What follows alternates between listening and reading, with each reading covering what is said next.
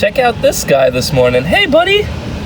Today we are doing Vermilion Village, which is a really old historical village that Lafayette, the town that we're in right now in Louisiana, actually derived from.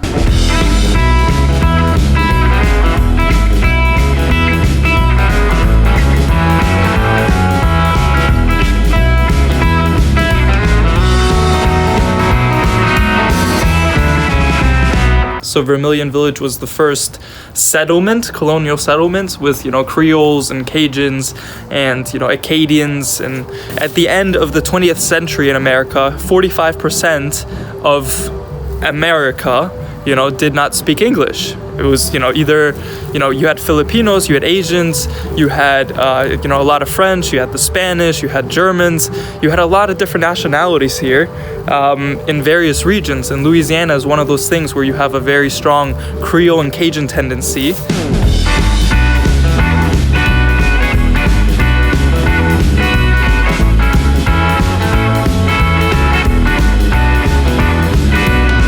Had a lovely conversation with a woman in the quilting and sewing section or house or whatnot. We were literally comparing it to how it was back in the old days, back in these days. Taking a bath in a steel tub wasn't like it was like a one-off thing. Like, okay, Junior gets a bath, this person gets a bath. You usually filled the tub with like one batch of water, and then the father of the house would take a bath, then the wife would take a bath, then the children would take a bath, and at the very end of the whole family, the little baby, the newborn, would take a bath. So that whole bath water, because they use the same bath water in that bathtub, that same bath water just gets, cycled so much that the offspring, the little baby gets like, there's a phrase or whatever, don't throw the baby out with the bathwater, because I don't know, the germs and bacteria at the end of the day, for that little baby probably weren't healthy, but hey, people still lived, people still survived. And it's so surreal to compare that lifestyle, that old school vintage lifestyle to, what I'm going through and, like my van life thing, and using less water, washing every couple days, doing laundry, once in a while, not all the time. It's a whole different lifestyle than what you have living in a house. There's some people out there, for example, that take baths like 3 3 times a day and just waste so much water. It's just insane. It just blows my mind, right? So I feel like those people should definitely do some van lifing, or they should definitely live in an older school, society like this, and maybe, care about the environment a little bit more.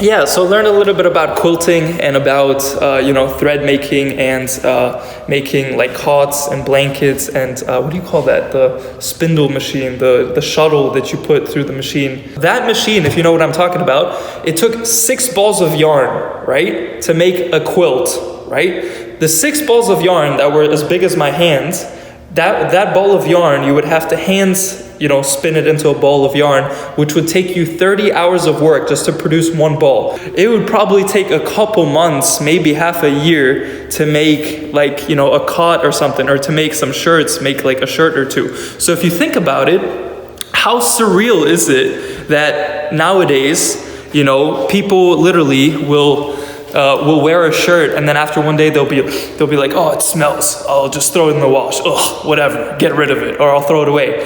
Where back in the day, people literally had maybe, one shirt that they wore for, I don't know, 2-3 months, and then they washed it, you know what I mean?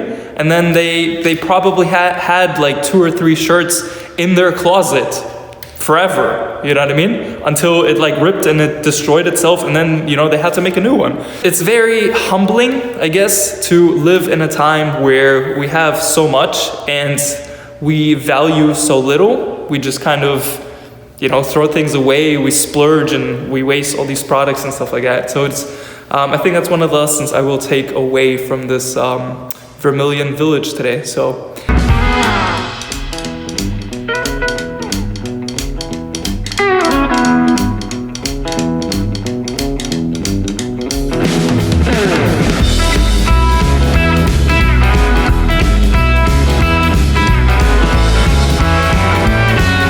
I have convinced Mr. Donkey to accept my hay. Take more hay, mate. Aw, cutie.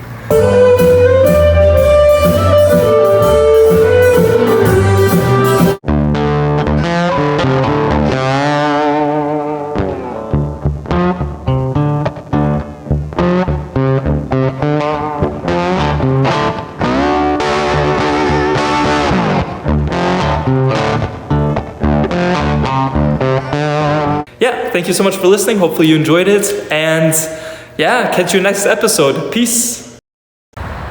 Looks like somebody needs to get laid.